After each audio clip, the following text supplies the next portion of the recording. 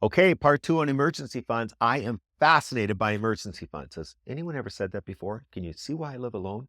Emergency funds seem so straightforward. Here's your rule of thumb. It's just common sense, basic math. Let's move on to the next topic. Nope.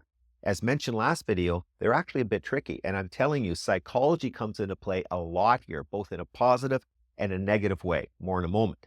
The basic advice you hear over and over again is that everybody should have enough in their emergency fund to cover 6 to 9 months worth of expenses. Some even say 6 to 9 months worth of net income, a bigger number, of course, assuming you're spending less than you make.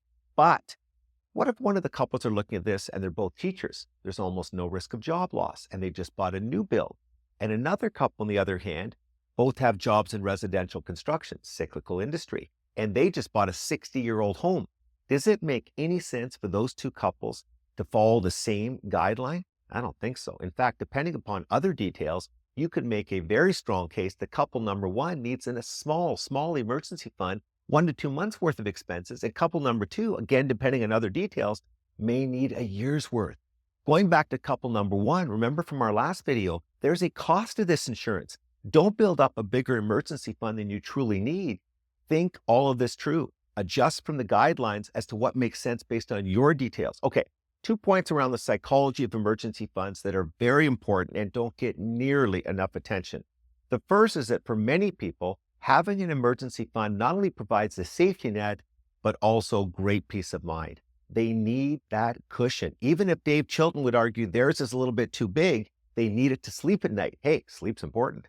So that comfort has to be factored in. I have a close friend like that. One US expert has explained that some people are so obsessed with having an emergency fund at a certain level that they can't even spend down the money when they have an emergency. Instead, they scramble and borrow money from family or often imprudently sell long-term investments that may also be down in value as often and sadly, frequently the same thing that causes a job loss causes a tough investment climate, a struggling economy, of course. The second psychological component of this subject is something I have seen over and over in my career. So many people dip into their emergency funds for non-emergencies and then, of course, rationalize the spending.